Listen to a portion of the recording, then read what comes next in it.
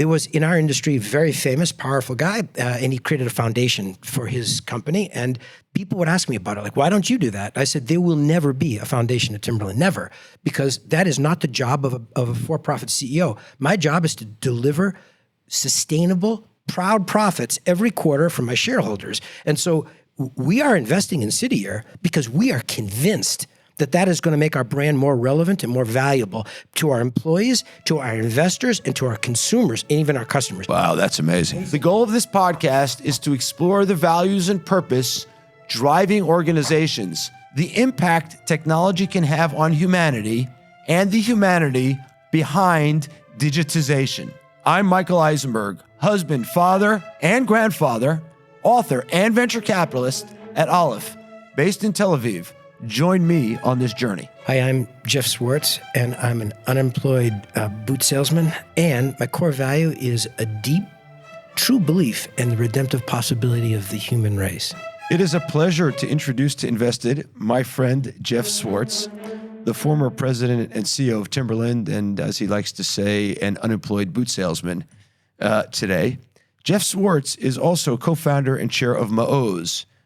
He served 15 years as the CEO of Timberland, a global brand of footwear and apparel some of you may have heard of, and hopefully you wore.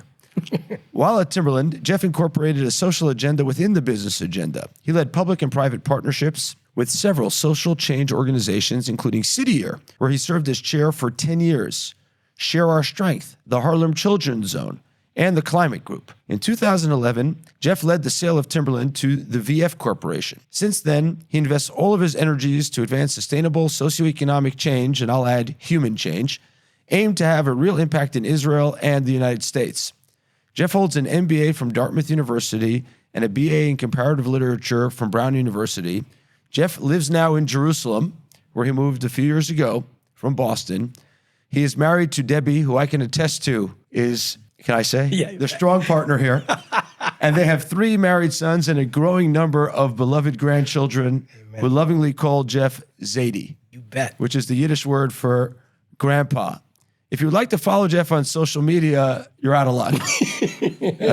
He doesn't have any social media accounts, and we'll get to talk more about that soon. If you want to actually follow Jeff, take a couple of energy bars in the morning and keep running because it's really hard to keep up. And with that, I'm trying to remember, the team setting up the podcast asked me, how do we know each other? And I think I remember, but I'm not 100% sure. So how do we know each other?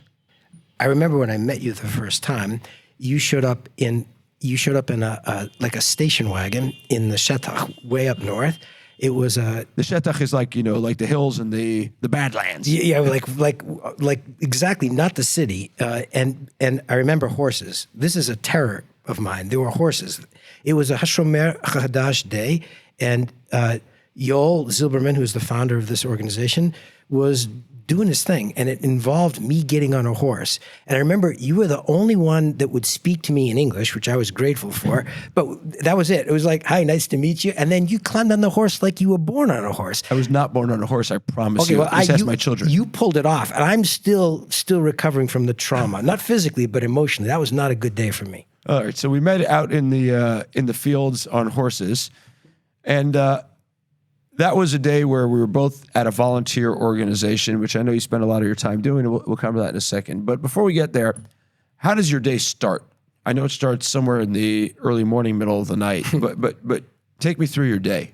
I like getting up early because... What time is early? So if it's much before 4, I get some stick from the boss, but I'm kind of out of bed around 4, and the reason is... It used to be, before all the technology stuff, it used to be an hour or two where, honestly, it wasn't self-indulgent to not be connected. You just weren't. Timberland's business was all around the world, so it wasn't that folks weren't awake, but you needed a telephone, like a landline. And eventually there was BlackBerries, and it got less lovely. But from 4 to 6 was kind of time where you could learn quietly, which was something really precious to me. And then, I used to do my workout when I was a younger human being earlier in the morning because it just felt like you were not alone, but you weren't on the clock. It was like a time to breathe and think a little bit. So I get up here in Jerusalem I sort of follow the same routine. I learn, and then I work out, and then I pray and go to work. And what do you learn? Study at 4 o'clock in the morning. I'm a sacred text guy. I'm a self-taught fellow. I grew up in that formal tradition, but when I was in my 30s, which is right around when electricity was invented, I ran the New York Marathon. That was a long time ago, and I don't want to bore you. I watched the New York Marathon for what it's worth a few times because I grew up across the park from the New York Marathon. Yeah. But I don't know why, but it was just like a goal that needed to be achieved. I don't know why. So I ran. And when I got to the end, Debbie said to me the equivalent of like, I know the way you do it. You invest in this outcome. It's the most precious thing on earth. And then the instant you achieve it, it's like it never existed before. And you're looking around for what comes next. And she said, why don't you try something that doesn't have a terminus? Why don't you think about this idea of learning? And I was a pretty good learner, like in classical, work hard, take a test, get a grade. But that's not what she was talking about. She was saying out loud, like, what if you actually opened yourself up to something that is differently delimited? And so she can't explain why to this date. She gave me this box full of books, which included a medieval commentator on the Torah, the Ramban, in English. And I took a look at it. I was a literature major, as you said, and I was always interested in things written. And I could not believe, honestly, that the text, I had read the Bible, right? Because isn't every Western kid read the Bible? So I'd read it in English. But he wanted to stop and look at the words and think about why this word and not that word. And I had studied James Joyce that way in university, but no one had ever even suggested to me that this wasn't a flat text, that this was a rich text. And I fell into what do you want to call it, another galaxy? And so since then, 1991, I sort of start every day by learning. For how many hours? It depends. On a day when I'm visiting with you, I tighten down that because I said to myself, I got to be on time and I got to continue my learning with Michael in a different way. Oh, no. So you moved to Israel 2 or 3 years ago now at the height of the pandemic. And we talked about it when you were moving. But why did you move? I came to Israel in 1974 when I was 14 years old with my parents who were and are Zionists in the sense where that term used to be a term of pride, not a term of fear, and not a term of politics. Even it was an ideology of it was a big deal to them. I grew up in a house where Mom lit candles on Friday night, and Dad opened this big black book to one page and sang a song, and he did take a sip of some very sweet wine that was kept in the refrigerator because nobody ever wanted it. It wouldn't have gone bad anyway. Exactly right. The thing was, it was nuclear. That stuff could have. It's like the kiddush ceremony and Jewish Friday night dinner tables. That wine is like spent nuclear reactors. The fuels that they'll never decompose. And then we would do whatever we did, and so was it a Jewish household? In that sense, it was, but. Mom dragging me to like Israel Independence Day marches when I was a little kid. That's the last time I've gone to any kind of outside protest. I got to learn from that. But anyways, Mom dragged me to that. And then in 1974, we came here. And so you and I have talked about this before. There's what do you know and how do you know? And I don't know what I knew, but I know how I knew that there was a question, a real one, which is, what does it mean to be at home? And at 14 years old, I didn't have the language for that, but in a place where I didn't speak a single word, where I couldn't read the alphabet, where I couldn't have not fit in less, I was home. And I knew that in 1974, and I've been coming home since then. And along the way, I'd made a deal with my dad. I'd work with him in business because he wanted to run Timberland. After he finished, we bought the other half of the business from his brother. They had been 50-50 partners. And Dad wanted to run the business. And I was, son, I didn't care about business, but I care about my dad. So sure, yeah. How about 5 years? And then I go to Israel. And he said, sure, great. 30 years later, there you came. There you came.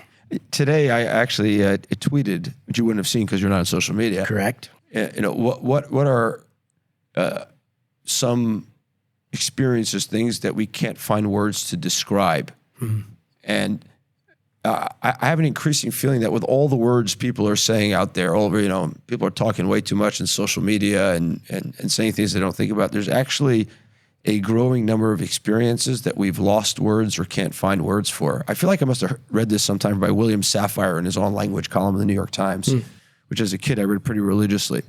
So you were the CEO of Timberland. It was a family business. You took over as CEO, did it for 15 years. It was started by your grandfather, Nathan Swartz, a shoemaker from the Ukraine.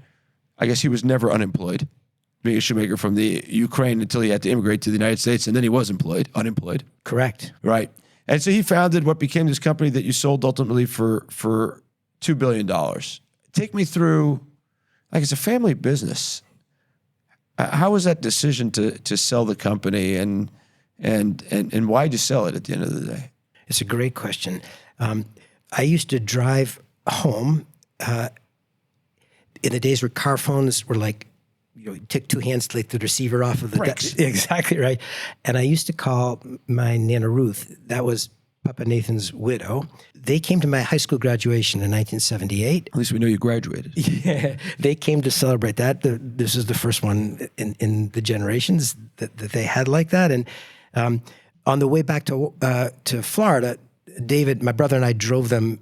My dad and my uncle bought them a new car, Buick something or other, and we drove it to New York. We stayed in Harlem at a Holiday Inn, and the next morning we drove to Crystal City to put them in the auto train. David and I got them to there. We had breakfast together, gave them a hug and a kiss, got on the plane and flew back to Boston. And my dad was waiting at the plane, which is unusual because Mom should have been at the plane. It's a work day. He had a suitcase. I said, "What's the matter?" He said, "A little bit of an automobile accident. I'm sure everything's okay."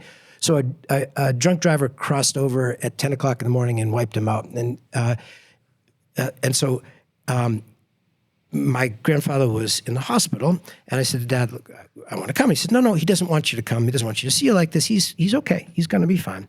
And so for my graduation present at 18 years old, I was going to Israel to Tremp for the summer to hitchhike around the country. So I came, and I spoke to my grandfather.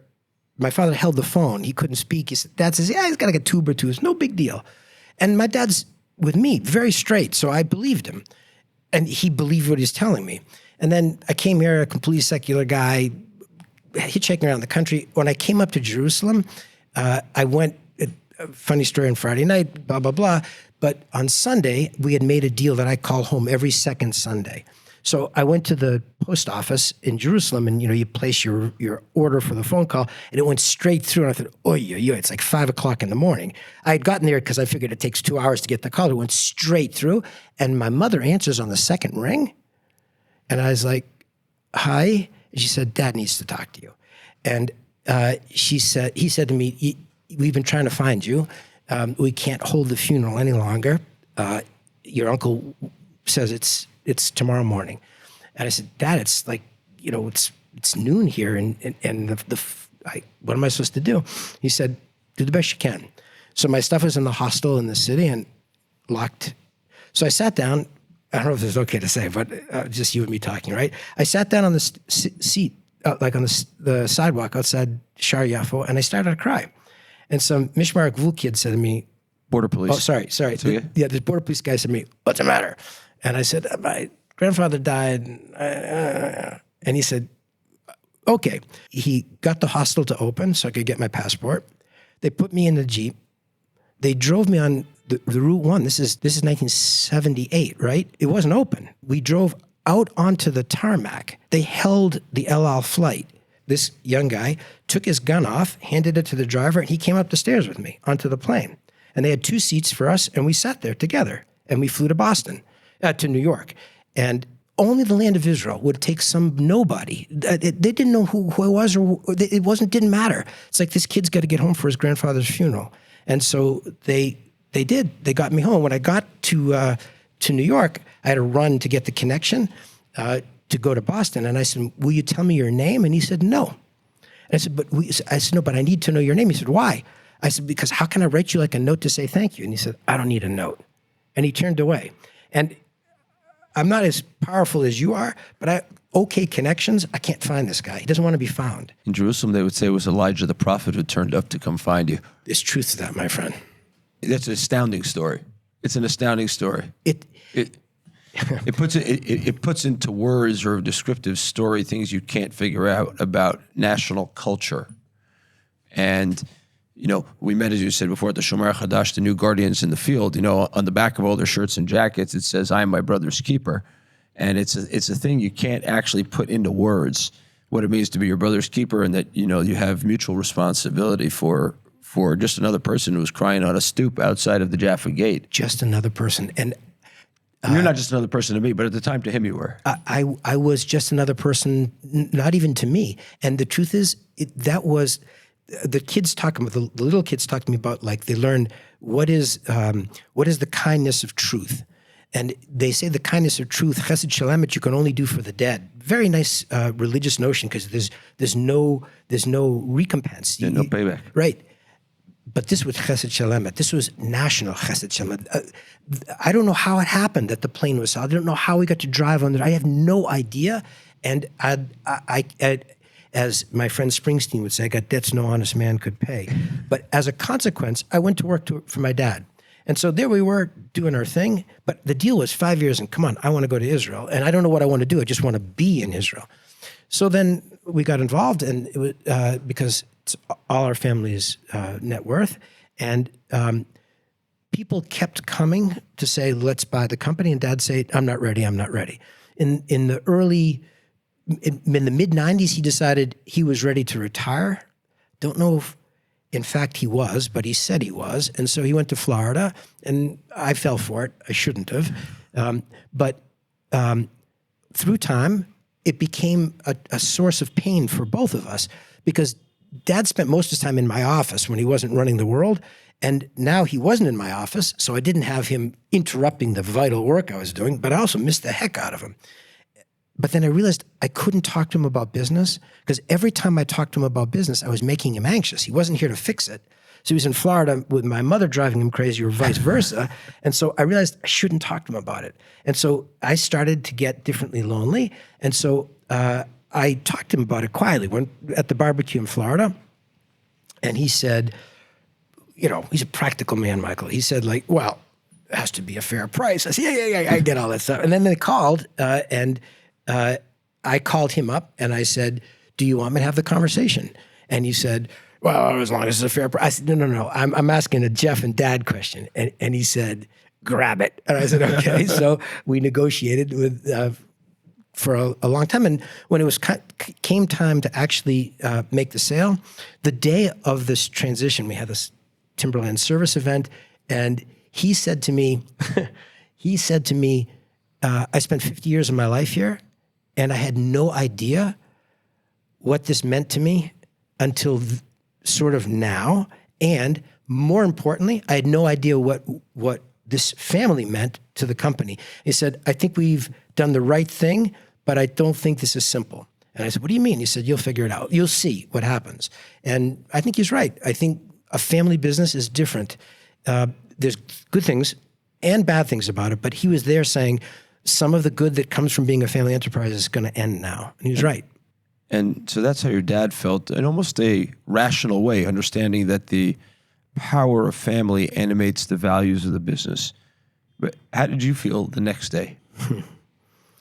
It's a very powerful question. I felt as I always do, which is a little scared, at least, because I learned from my dad, debt is a bad thing. You don't want to be in arrears. My grandfather told me the same thing. Really? Yeah.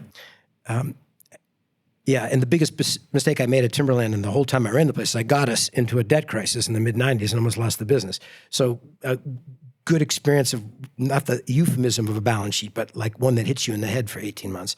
But so I was word to the wise in a higher interest rate environment that we're living through right now.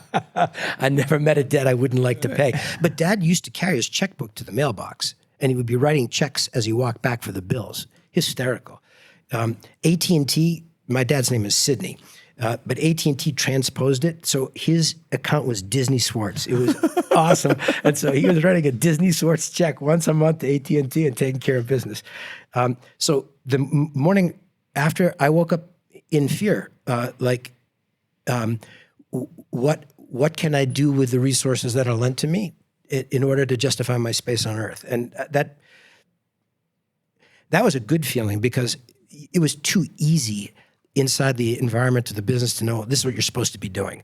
On Monday morning, when you're not sure what you're supposed to be doing, you're like, oh my gosh, not what am I supposed to be doing, but who am I supposed to be? Which is why I knew I had to come here, because this is a place about doing, but it's also a place that is about being. So Timberland was known as a socially conscious business. The company wrote, "We strive to create a culture built on giving back and building relationships with our communities," which I know is a big value of your family as well. And it doesn't seem to me, and I know you pretty well, that you've actually codified these values in any way.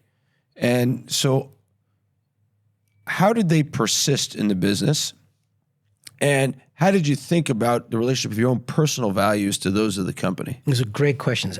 I was learning how to understand the system of halakha, of Jewish law. Of Jewish law, of boundary conditions and vision. And so really, my first real experiment with that in an external way was in this context of how does our enterprise be accountable for our social impact? And so I tried boundary conditions. One of the things that we believed in was the idea that we are a productive force in the communities that we live and work in. And so we can share our strength.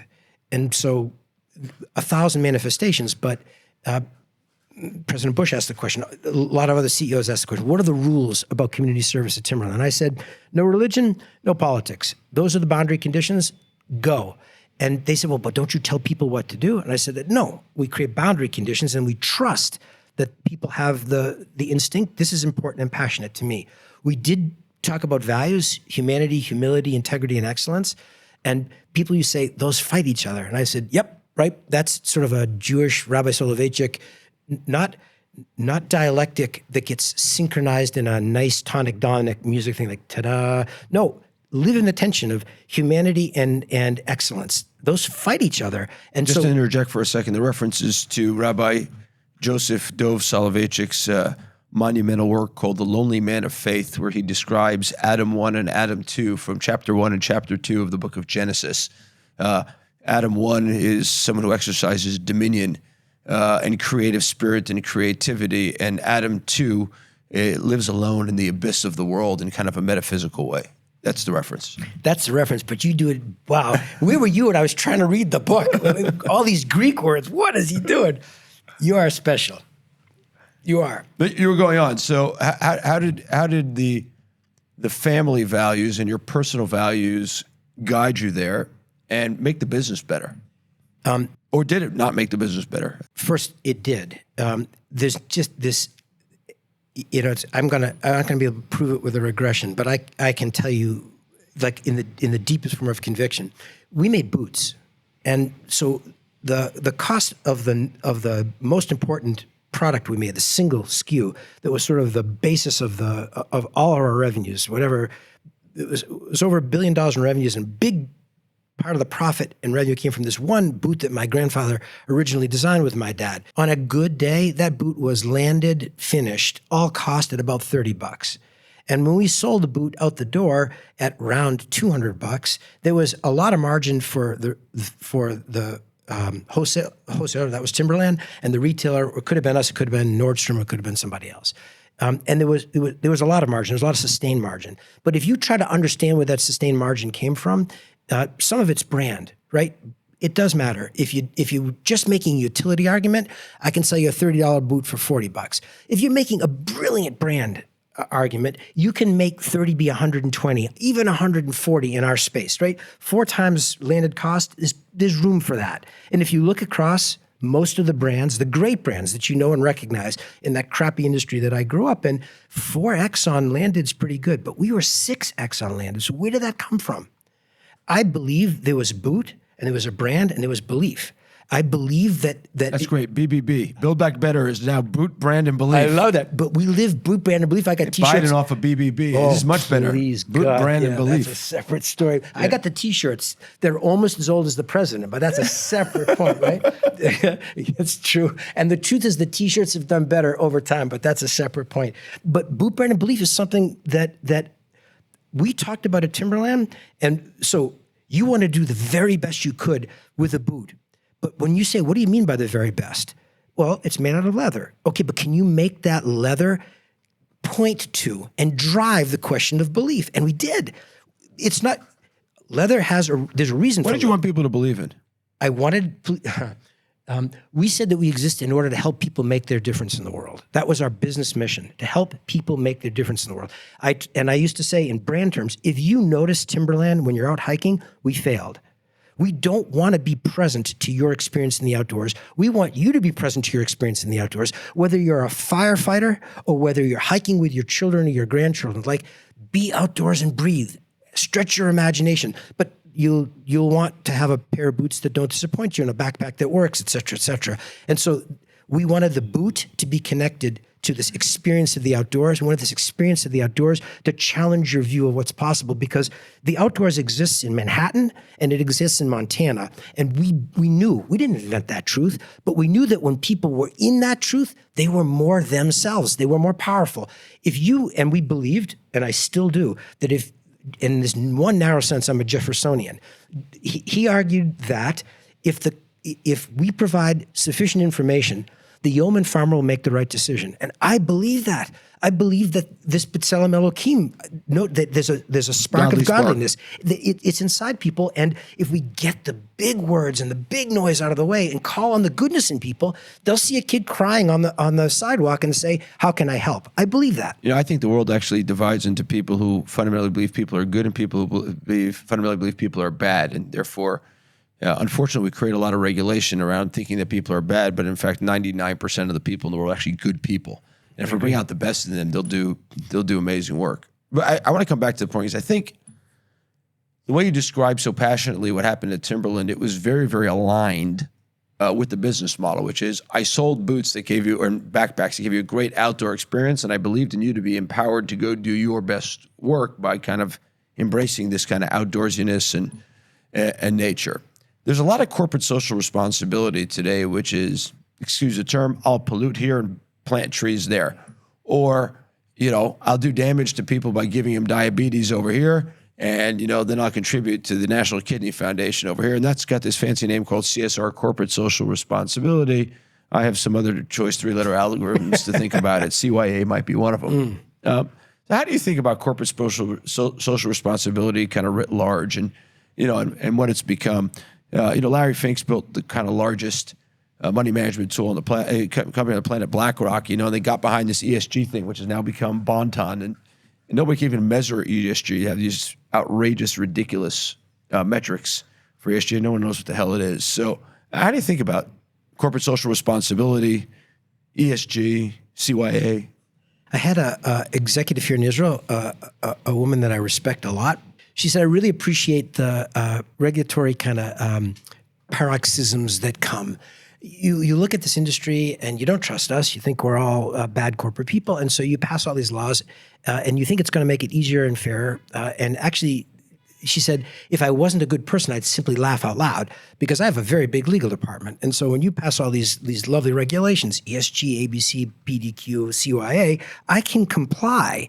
The little guy who's actually trying to run a productive business, the small and medium-sized businesses, they don't have big legal departments. They don't have workarounds. And so these kind of draped overlays of self-righteous stuff, to me, it's like dropping a rag on the fire. It stifles the creativity. There was, in our industry, a very famous, powerful guy, and he created a foundation for his company. And people would ask me about it, like, why don't you do that? I said, there will never be a foundation at Timberland, never, because that is not the job of a for-profit CEO. My job is to deliver sustainable, proud profits every quarter for my shareholders. And so we are investing in City Year because we are convinced that is going to make our brand more relevant and more valuable to our employees, to our investors, and to our consumers, and even our customers. Our customers, by the way, were the hardest. The retailers in the middle, they had little connection. But like on 9/11, Mamash, on the day of 9/11, we were in Manhattan.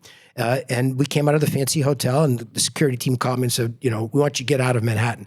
I said, that's good. We was going to the Bronx anyways. So we went to PS 11 in the Bronx, the Clara Barton School. It's now closed in Richie Torres' district.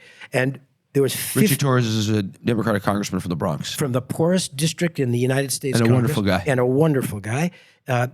Congressman Torres probably wasn't even born then. He's so young, but who knows? We were there serving at PS 11. Who's we? There was 15, 20 Timberland people and about 15, 20 retailers, local retailers. And we watched the towers fall, and we told those kids that there are two kinds of grown-ups.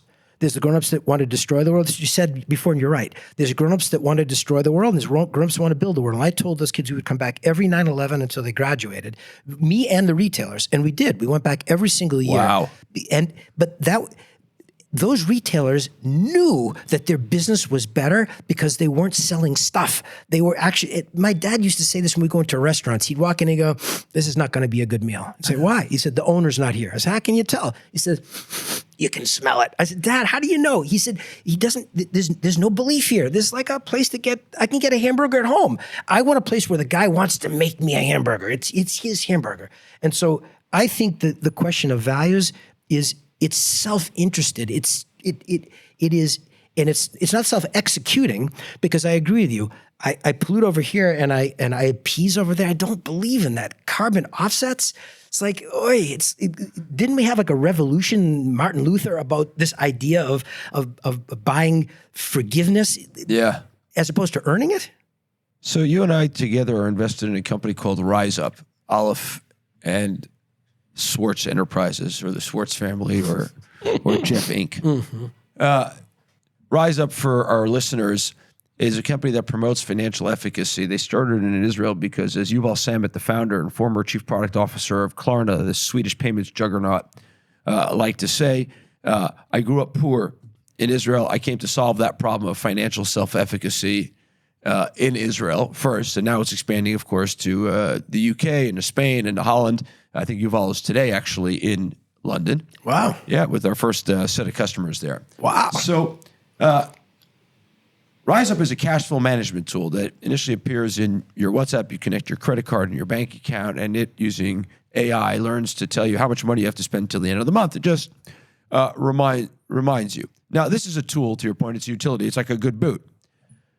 But at the same time, this massive community of tens of thousands of people have formed around this, almost such that it's a movement to enable people to become financially independent, go from debtors to savers, and then investors. And thousands and thousands and thousands of Israeli families have already come out of debt due to RiseUp. What attracted you to RiseUp, and why do you think it's such an important company in Israel and globally at this point? So one thing you taught me, one of the many things you've taught me, is it's about who, not about what. And so the first thing that attracted me to RiseUp was you. The second thing that attracted me to How did we work there? No, but the second thing that attracted me to RiseUp was Yuval. And it had a weird name. It wasn't RiseUp. It was like some weird thing, some techie thing. Yeah, it's a bad name. It was a bad name. Like the dude is focused on Israelis don't roll out of bed and like preach branding. It's not very Israeli. Some are missing from the culture, but okay, we'll get there someday. But the story of we talked about single moms.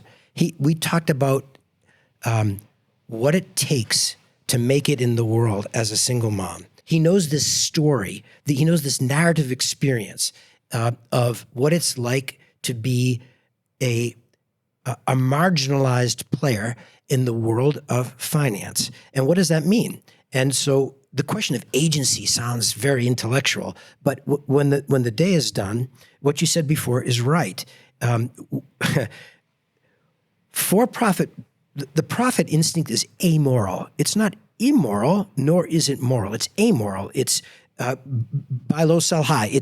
There's a mechanism, a generative mechanism of the marketplace that, and the regulation of that sits in two places, right? It sits in regulatory frameworks, which, as you point out, are developed too slowly. They are sclerotic on their best days. They are political on their worst days. And so the net effect of them is they neither regulate nor incubate or accelerate. They simply obstruct. They don't create the moral cast that you wish the marketplace would adopt. And so that pretty squarely leaves it back to you as the operator. You sit there and you ask yourself, what do I do? Yuval told stories in the formation of this idea about people rising up. Now, to me, that's it's not noble. That's exactly what I told you about. He wants people to make their difference in the world. He's not telling you how to spend your money. He's not preaching at you. He's saying, let me put you in a place where you can make moral choices. And you know what? At the end of the day, if we can put you in a position where you can make a broader selection of choices, world's going to be a better place. Is it a fintech company? I guess so. But to me, it's actually, it is a releasing of, it's back to core value. It's a path to redemption. And the path to redemption doesn't lie through me. It lies through us. Human potential, believing the human being's ability to right themselves. You just got to give them the cues. Correct. I think if you give people the opportunity to do the right thing for themselves and for their families, in general, that will lead to redemption. I think, by the way, the interesting thing about RiseUp in this case is that people pay upfront for a financial service. They pay a subscription fee. People subscribe to their own betterment, to their own improvement. And then this community forms around this of tens and tens and tens of thousands of people. That's rabid. And they kind of come together to not necessarily make a change for themselves, but to make a change for other people and welcome them into that community in order to make the ongoing change. Do you see that in multiple businesses, or is this sui generis? I think the question that you raise is profound. At Timberland, we negotiated a license with you because we sold you one pair of boots, maybe a pair of shoes. We had it was a license. You gave me $180 or $200 for a pair of boots, and I gave you a guarantee for life. And so if you found something through time that disappointed you, you would find that I stood behind it. But I didn't have regular intercourse with you. You bought your pair of boots. You're off into the world. I made them hopeless. You didn't need to come back. I don't want you to come back and tell me something didn't work. And so I had a site license. He has a bolder vision. He has a vision of subscription. And the notion of subscription has built into it a different accountability. When I was involved in the political world in America, not politically, but when Timberland was doing social change things, I ended up dancing with government. You can't not. They're interested in democracy as a license. You vote for me once every 4 years. See you later. Goodbye. Subscription's different. At Timberland, the cash register tells you every 6 hours what trust you have and don't have, what you have and haven't earned with a consumer. The RiseUp power, he's fundamentally talking about trust as a subscription. When he says, please pay me, empowerment is a subscription also, right? It's exactly right. That's why it's such a big winner, Michael, because it's both things. He's saying, please trust me. If I disappoint you, you will cut me off. Then he says, look to your left and look to your right. There's another citizen who's in a similar circumstance. Trust them too. Wow, that is a brilliant business strategy because he's actually syndicating trust, not just between the enterprise and him, but across a community. And a community has more strength than an enterprise. So I have this thesis, as you know, that values create economic value. They create value. And some people have accused it of being kind of social mumbo jumbo in the private sector. But here are two examples, and there's more I'm sure we can point to, of where real values create dollar value. Correct. And more profit. But it leaves you open to the saying that this is kind of virtue signaling. And I'm sure, at Timberland, when you were doing sustainability, people said, I don't really believe in that. They're manufacturing these boots, but that's virtue signaling. How do you respond to that? And were you really doing work on the environment? Did it really tie to the business, or was it just some? So here's an interesting fact. So when does the United States require by law that food companies disclose ingredients and calories and all that stuff? I would have guessed it's like 1927. But it isn't. It's more like 2001 or 2002 before the FDA says you have to do this. So now I look like the lunatic that I truly am, because when I decided I was going to put a nutritional label on Timberland boots in 2008, I think, I thought I was against a tradition that was 100 years old. Go show what an idiot I am. It was like brand new. And so the woman who was Timberland's general counsel marched in my office and goes, if you put a nutrition label on Timberland boots showing, sustainable energy, child labor, stuff like that. She said, you're going to go to jail. And I looked at her, I said, why? She said, because you can't prove this and the data sources are incomplete. I said, Danette, come on, breathe. She said, I'm telling you, you're going to jail. And I said, you're frustrated because you're the general counsel. That's going to go in your resume. CEO go to jail. That's probably not good for you. She said, yeah. I said, my view is it wouldn't be a bad thing. And she said, why? I said, I think Debbie and the kids would be very pleased if I was out of circulation for a little bit. I want kosher food in my Gemara, leave me alone. And she said, does that mean we're going to do this? I said, I don't mean to break it to you, but it's already happening. So I literally first, I was respectful, Michael. I went to our competitors and I said, let's do an industry label. They said no. I went to the FDA and they said, what are you, nuts? You want us to regulate this? And then I went to our customers and said, just want you to know I'm going to do it. And they said, why? And I said, because I believe that if the consumer has the information, they will create a pull. So the problem with virtue signaling is it takes advantage of the laziness thing. If I pile data at you, they think, yeah. But I tried to form a question. Does this matter to you? And I remember there was a guy who was a Nordstrom family member who called me up. And he says, you are creating a problem and I want it solved. I said, what's the problem? He said, you know the rule at Nordstrom is that when you come into the men's shoe department, you sit down, you say, I'd like a pair of hiking boots. The sales associate brings you, of course, what you want to see, but he has to bring you an alternative too, like a pair of sneakers, because they want to make two sales. They're the best they used to be the best in the space. He said, so now what's happening is the guy's sitting on the fitting stool.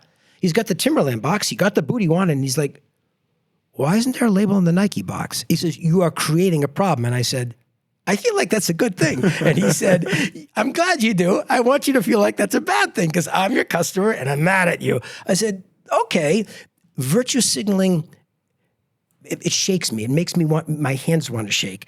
The difference is you took a risk with your own money, right? There's a lot of virtue signaling that doesn't take a risk with, takes a risk with other people's money. Correct. Projects your values in somebody else's money. You took a risk with your own money here. And I wanted people to say, look, the label said that 6% of the energy used to make a Timberland boot is renewable. That means 94% is not. And so, but that's just a fact. It was true. And by the way, that never gonna change until the consumer says, the consumer, not the government. The government says, you got to do this. Like Britain did this battery thing the other day. It's like Obama did another battery thing. When governments do battery things, they don't go anywhere. Bad things happen to batteries. Tesla brought electrification. Timberland brought disclosure. That's not virtue signaling because they take the risk of their own money on it. That's correct. All these organizations on the side that then scream green and scream this, they don't count. They got no skin in the game. No skin in the game. So ultimately, the difference between virtue signaling and values creating value is, do you have financial skin in the game? Correct. I believe that. I do too. And what do you sell to all these yellers? All these people on the side saying, green this, green that, but have no skin in the game, or, aren't even willing to get on planes to go do something about it. I know you went to Haiti after the earthquake and the horrible earthquake in Haiti and became a real integrated part of that community, and you had real skin in the game. For that. So how do you deal with the noisemakers on the side who are coming in the name of values, but they create actually negative financial value? I think that's the right question, and I wish I knew the answer. I was doing one of those around the world trips, and I landed in London. And then, never did one, so I wouldn't know. Oh, we are good. I urge you not to do it. Yeah. I think I'd come from Tokyo. It was early days when the British Airways had just been able to fly across what was then this former Soviet Union. Now it's the present Soviet Union. God knows what it is now. So I got to London and BA 215 to Boston. That was my flight. Man, I'm going home to see my kids. But I stopped off because I was supposed to make a speech about the environment to business CEOs. And it's just not enough sleep, not enough food, not enough nothing. And then Vice President Gore was speaking before me, and I knew him, and I liked him, and I respected him. And he made this speech, and it was like, the end is coming. We're all going to die. That's like doom and gloom and green and ugh. My favorite. Yeah. And he finished, and he's a great speaker, and the audience was like, ugh. They were slumped down in their seat, which is how I felt before I started. And I think I could smell myself. I smelled like an airplane. And I came out on the stage, and the vice president, so I'm sure I didn't even cross my mind. So I walked out there, and I thought, and I said, okay. So that was inspiring. No, actually, that wasn't inspiring. That was terribly depressing. I know I'm going to die. I don't need to be reminded. I know the environment's coming to an end. What am I supposed to do about that? And so I did something very impolitic, Michael. I looked at the room and I said, question, anybody here running a real business that doesn't want a cash-on-cash capital investment return in a year? Anybody here doesn't want one? Raise your hand and then be prepared to explain yourself. So they look at me because it was not very corporate. And I said, so I can keep this short, which is good for you and good for me. Change the effing light bulb. And I probably sort of stretched out the adjective a little bit longer than I might have. I don't think I said effing, but I think I actually said a bad word. I just overtired and I realized, in a British audience too. And they looked at me like, what? And I said, let me just tell you the story of the lighting at the Timberland headquarters. We took low ballast sodium overhead lights. We switched them out for high LED, blah, blah, blah, blah, blah, the quality of light, blah, blah, blah, blah, blah. Look, it is a fact that we just took 16 trillion tons of crap out of the air. Interesting. But I'm telling you, in electricity savings, cash on cash, this is an annuity in my ceiling. And so I don't know if the world's coming to an end. I love the vice president, but that's over my pay grade. What I'm charged with is to earn return from my shareholders, change the damn light bulbs. And I walked off after a 10-minute speech. And here's the problem. It was a 10-minute speech. It was supposed to be like 45 minutes. I walked off into the wings and I run into a Secret Service agent. And I thought, oh no, is he still there? The vice president says to me, that was passionate. I said, yes, sir. Nice to see you, sir. Oh my God, let me kill myself. But that was a conversation. What I want to say to the yellers is, we're talking about the wrong thing. Like, what can I do? What's the agency that's in my hands? And that was a Citier lesson, right? That's the famous starfish story. The little girl on the beach with her grandfather, all the starfish get washed in. She bends down. She tosses one back. He says, the sun is out, sweetie. They're all going to die. She said, not that one. Not that one. I put that one back in. And so we did 15 things about the environment, 13 of which were probably shoveling the tide with a spoon. It was important to do it. We changed the way the industry thought about it. And look, you taught me this again. This is the world of technology, which I didn't and still don't understand, which is that open source is a powerful thing. The reason Timberland was successful with solar energy was because the nasty people at Patagonia came to laugh at us.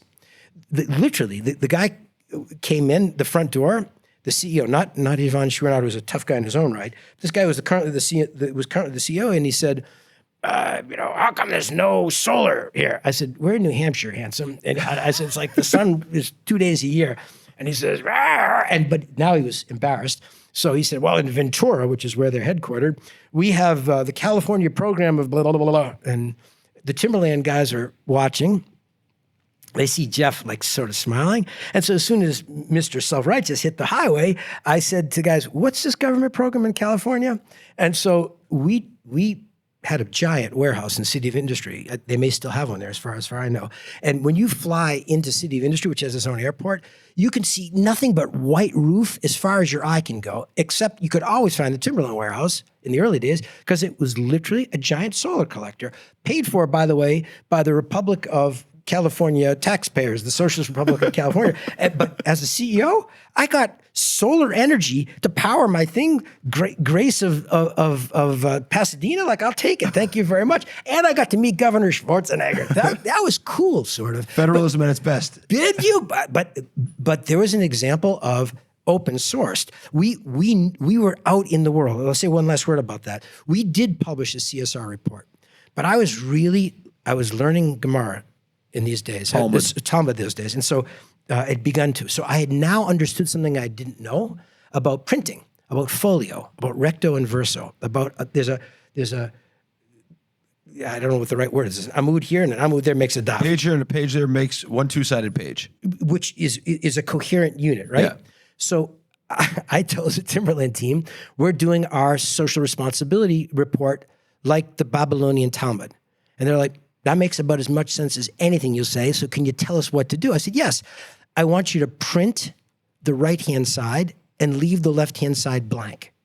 And they said, that's a waste of paper. I said, no. I meant you don't write the left-hand side. I want you to, whatever is the issue on the right-hand side, environmental stuff, corporate volunteerism, I want you to go find somebody who is a competitor or a critic and give them the other page. And my rule is simple. If they say things that are not fair or that are not factual, we'll leave it blank. We'll say this place intentionally blank because we couldn't get an honest critic. But I went to Chouinard at Patagonia, the founder of Chouinard, and I said, I know you don't think we do enough for the environment. Here's what I'm writing on my side of the page about what Timberland did. The left-hand side of the page is yours. Wow, that's amazing. And he said, you're out of your mind. And he's a tough guy. And I said, just if you say things that aren't true, I won't print it. And he said, oh no, I'll stay way inside it true. And so he did. And you know what the reaction of the consumer was? Shame on you for not doing these things he said. And my reaction was, you're making your difference in the world. Like, you're going to hold us accountable for a higher standard of environmentalism, like, organic cotton. We weren't using organic cotton. Yvonne said, you heathen, you destroyer of the universe. Okay. So we blended in some organic cotton, and I went down to Walmart and pitched David Glass on why he ought to use organic cotton, and they did. That was the power of inviting them. Business. Stop yelling. Come talk to me. If you got a suggestion, like, give it a shot, because I have self-interest to listen. I love that. You coined the phrase, you told it to me, doing some work I was doing, market caps close social gaps. So you got finished with Timberland and you started investing. And you've even made some successful investments. What are some of them? I hope RiseUp is one of them. RiseUp too. Yeah. All LPs hope RiseUp is as well. Amen. Look, you know, I'm not saying that you don't know. I follow you. You are the Oh, come on. world-class. You were a good investor before you met me, and I've only taken you down since then. I was in a single stock for 30 years. That's not a very sophisticated investor. But you're a man of belief. Yeah. So do you invest behind this notion of market caps close social gaps? Yeah. You continue to. I believe that is that every single dollar of our wealth we should be deploying that way. Market against companies whose mission is to create massive market caps, and as in through the process of creating market caps, they will close social gaps. So you've been in the Oval Office. You've been in rooms with politicians and powerful people. You've seen how the sausage is made, to use Churchill's famous line. You've also hung around the horses and the social entrepreneurs. Where do you feel more comfortable? When I look around and I ask myself, like, where do I want to be? With who do I want to be? I want to be with people who are Teddy Roosevelt in the game against this notion. And every person I mentioned was a social gaps person. But what you taught me, and what I continue to believe in the deepest way, is Yuval Samet's in that category too, and Roy Adler is going to be in that category too, and Daniel Schreiber lives that. And Daniel Schreiber, CEO of Lemonade. Roy Adler's now the CEO of Santa, and Yuval Samet again is the CEO of RiseUp. Yeah. At Yonatan Adiri at Healthy.io, it's about human beings who believe that the generative force of the marketplace can cure human pain and suffering, can create redemptive possibility. Those are the people that I want to be with. And how does it make you feel to be in the Oval Office or the Prime Minister's office? My fears and insecurities are so profound, it's funny. Like, how long can you go without breathing? A whole Oval Office visit. President Clinton was pretty funny. He got me to relax. President Bush was I mean, all due respect, a better host in the sense of, like, it was just easier to be with the guy. And I think he was a genuinely good guy. President Reagan, I met in the Oval. I was a little kid. He was pretty intimidating. President Bush 1, relatively patrician, but I knew him as he got older. My favorite president in that narrow sense was President Bush II. Because with President Bush II, you could actually think you were having a conversation. And with President Clinton, you just had to hold your breath because he's a polymath. And so you just don't talk. Try to avoid being called on by a question. But how do you feel there? I feel there, I told you this, I have this, like, 1 second thought, like, what is Nathan Swartz's grandson doing here now? Like, who made me queen? What am I doing here? And it scares the heck out of me, because I don't believe you're there by coincidence. I believe you're there, somehow it's related to this mission of the redemptive challenge of the human race. And, like, so do you want to take a picture, put it on your mantle? No, it's like, you better take a shot. You better take a shot. It's like, oh. I love that. Don't take a picture, take a shot on goal. That's right. I love that. In an era where everyone's taking selfies to show you were in there. I was there. Yeah, great. What did you do there? Take a shot on goal. Take a shot on goal. I kind of think that's what investing is like, which is you get a bunch of shots on goal. Some of them work out, some of them don't. Most of them don't in my business, but you at least take the shot. You take them. It's from the play of Hamilton also, right? Yeah, that's true. I don't know how to sing it well, but Just as well. You want me to sing it? They want me to sing it. They've embarrassed myself. I won't. What is it? I won't miss that shot. I'm not. I will not. Not gonna not take that shot or something like that. Yeah. If I can't sing, I'm totally tone deaf. Talk about insecurities. That's Really? a big one. Oh man, I would give anything to be able to sing something. You're a good davener. Yeah, but a yeller. It's my kids get a good laugh every Friday night when we sing songs around the table. It's the entertainment. It's not because of the song. It's because of off-key dad. That's how you keep them engaged. Maybe. That might be one way to say it. So you wrote an article in the Sapir Journal called Philanthropy is Not Enough. It is a fantastic piece. Anyone listening to this, go look it up. Philanthropy is Not Enough.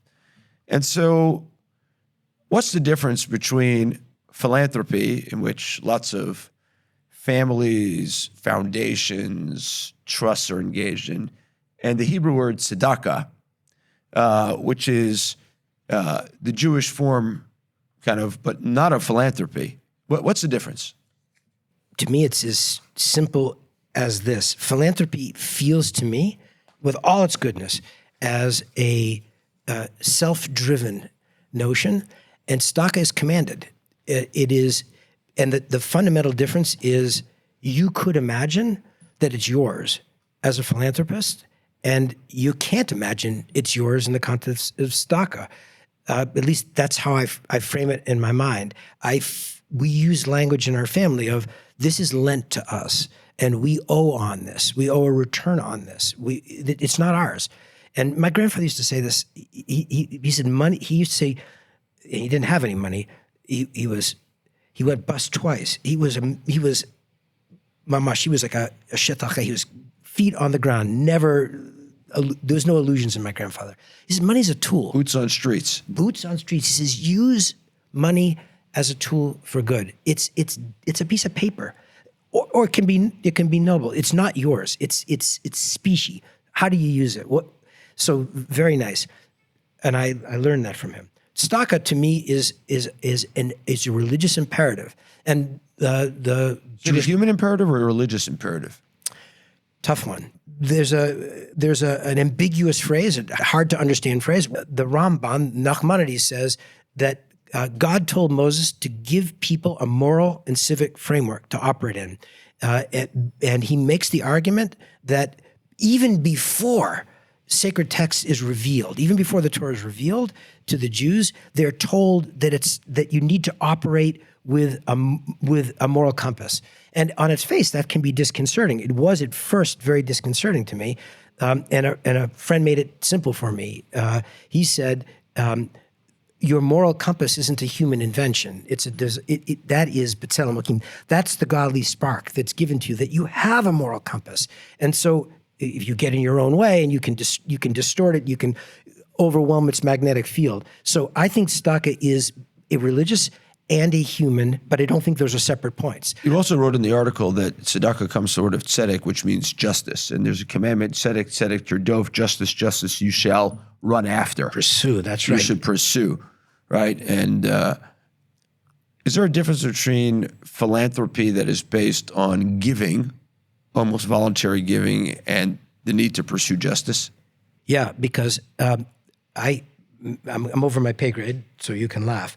But I think the fact that the verse says pursue justice has a built-in, it's an amazing message. It doesn't say achieve justice, because it's telling you that's divine. Human is to pursue. It's not yours to give. It's not yours to solve. It's yours to pursue. There is an insistence in the framework of the pursuit of justice that it's not a gentle humility. It's a fundamental humility. You don't have truth. You're the richest guy in town.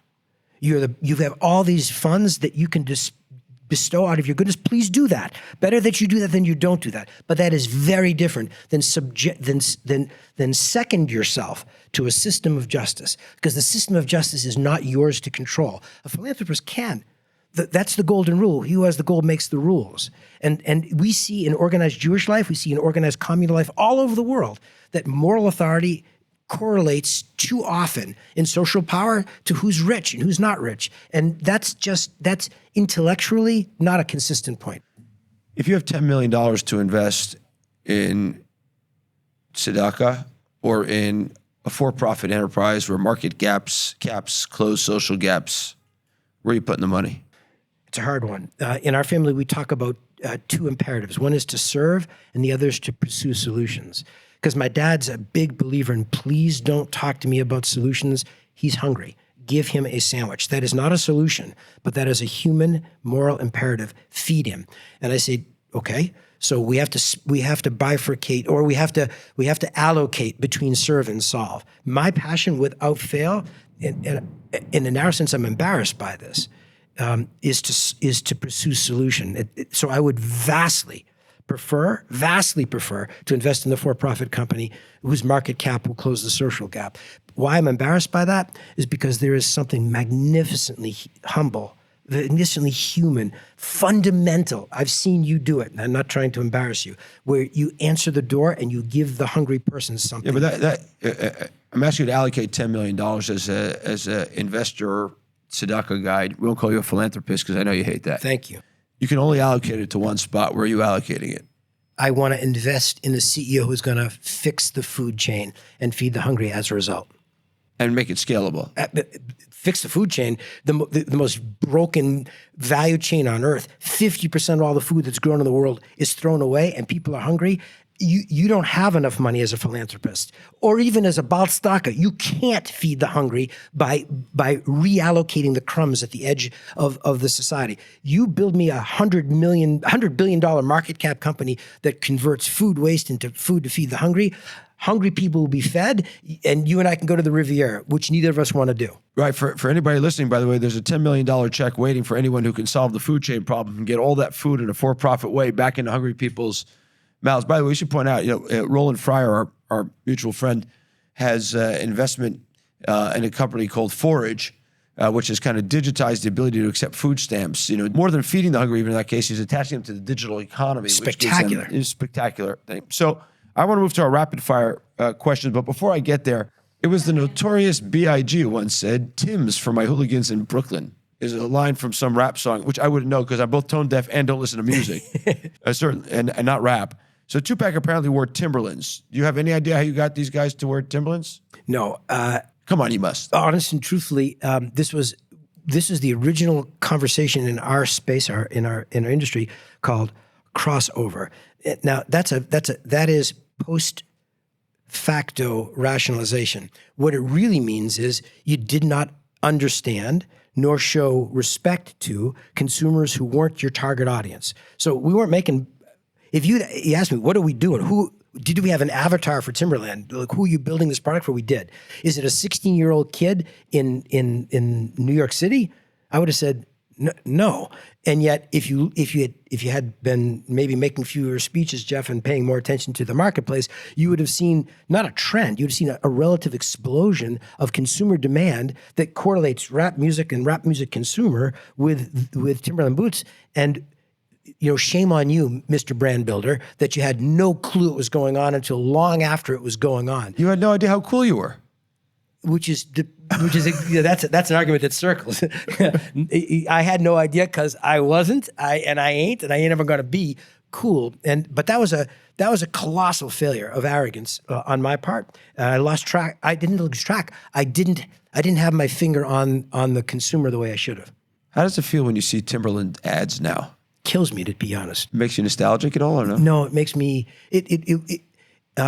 Today, there was an earthquake tumbler rumbler thing at one of these big buildings, and so everyone went running. I wasn't smart enough, but I took the elevator down. It was at Azrieli, and I came outside with my middle son, who is a force, and it's a rainy day here in Tel Aviv, which is an unusual circumstance, and so there was a fair amount of Timberland on the street. And Sam said to me, "What do you think?" And I said, "I'm trying not to see it." And he said, "No, but it's kind of cool." And I said, "It's like Robert Frost, two roads diverged in a wood, and I can barely keep my feet on the path that I'm on. And when I look at that one, I have fear. Like, did I do the right thing? Did I You have FOMO? Is it fear of missing out? It's fear of, no, I would have different initials. Fear of not doing what you're supposed to do. What does that turn into? Okay. Photo? Speaking of that, by the way, you're not on social media. Why not? I was on social media, like when Twitter was invented. I had 10,000 followers for my Twitter account. And that was like the bee's knees because they were all environmentalists we wrote funny things. And I did a tweet from the Obama White House that almost got me thrown into a ditch. You like to run into Secret Service people. I mean, 100 miles an hour. Nice job. I came out of the men's room in the Eisenhower office building. Okay, I have to tell the truth because you could find it, I suppose, because nothing can be hidden. We're having this conversation. There was 2 nuclear power guys, Valerie Jarrett, me, and some reasonably lunatic guy from the very fringe left. And we're talking about the climate legislation that the Obama administration was going to pursue. And I was so frustrated because we were seeing the sausage being made. This is over my pay grade. So I took my suit and my BlackBerry to the men's room, not in defiance, but in, the exigency was real. And I'm standing there, and we're just having this big debate about emissions, and so this was not Howard Schultz's 5th floor at Starbucks in the corporate headquarters. We have those waterless urinals because Starbucks is worried about water. This is one where, okay, you hear this sound of like a jet engine and you think the Potomac just fell by 4 inches. And so I tweeted from the men's room of the Eisenhower Executive Building, working on climate change in the Obama administration, and I think I just emptied out the Potomac. And so the poor woman who was the Timberland person, when I came out of that meeting, she's like, "Give me your device. Give me your device." And I thought, "What isn't that what you're supposed to do?" She said, No, I've got a job. I've got children to feed. Go away." So I did. I had that. Donald Trump wasn't the first guy to have his phone taken away from him in the White House. That's hysterical. Oh, yo. So why aren't you on social media? You're so good at it. Oh yeah. I express my one of my many weaknesses. I fear that I believe in this notion of accountability. And I think that participating on social media platforms, when you can point to things like young teenage girls' suicide rates changing because of technology, I have granddaughters. I don't know what to do about that. So I don't want to be one of the yellers because I don't know what to do about that. And I don't believe Meta cares that I don't have a Facebook account or an Instagram. I don't think they care. They're so big that my starfish, I'm not on Facebook, doesn't change their stock price. And so I don't yell about it because I don't know what to do about it. But I can't at the same time. You don't want to be a participant. I don't. I feel like I think it's not good. I do think it's not good. Okay. I hear that. I don't know if it's true. I don't either. I think we'll only know in 100 years. Yeah, that scares me too. So having said that, my assumption is that the problem in the world you most want to fix is actually hunger. Is that fair? Or is there something bigger? Like, what's the problem you most want to fix? I shouldn't put words in your mouth. Oh, that's a really hard question. And change the incentive structure around it to go fix it. Yeah. I think I could be safe in that one. I don't know. Okay, so now step out of your safe zone. Yeah, that's. Yeah, I knew you were going to try and push me to be a better man than I am. I don't. I think maybe this will surprise nobody but me. I actually think that the thing that worries me the most is that people aren't equipped to make their difference. And I think that is that people don't know how to learn anymore. I think that and I can personalize that and say we live in an age where there's more information than there's ever been Jewishly in the world, and there's never been more illiterate Jewish generation than this one. But that sounds particularist, and it may even sound like you go to universities, people haven't read the classic texts and the kind of important foundations of democracy and capitalism. And they don't know how to learn.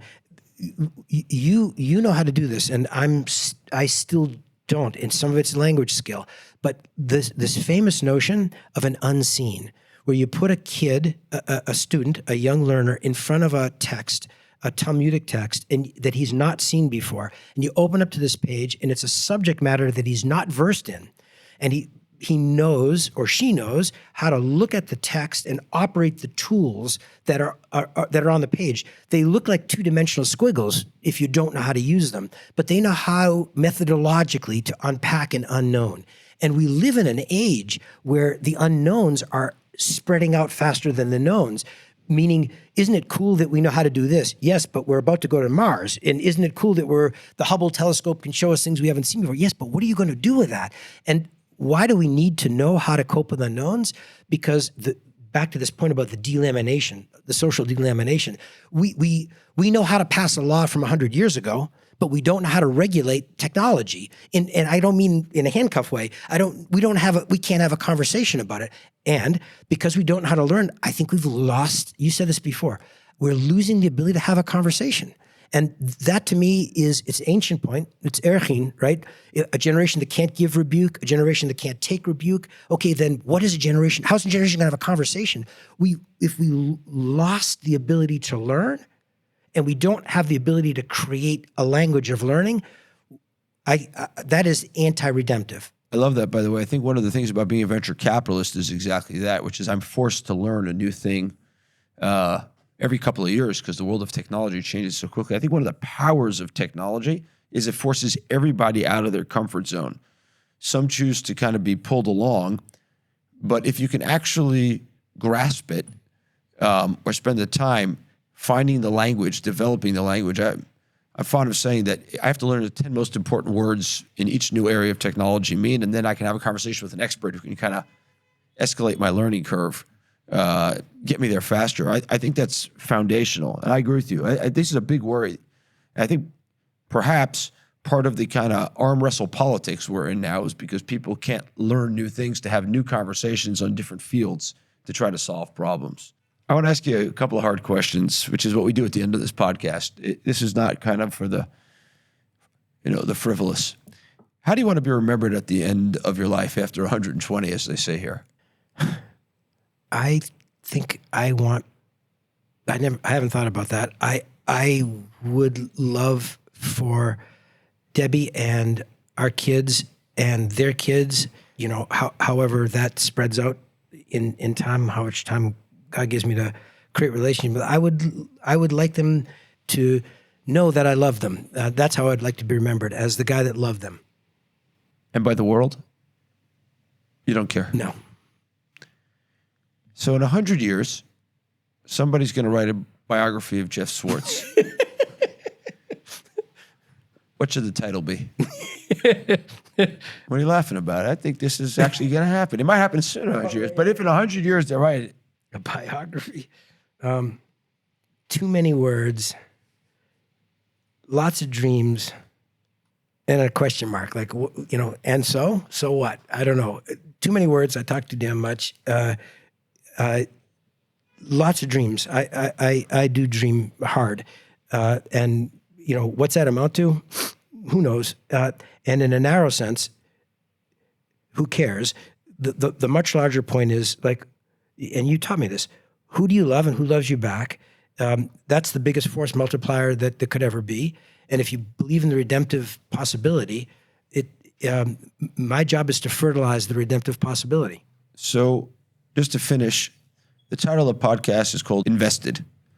What are you most invested in? The very few people that I love. That's great. Including you.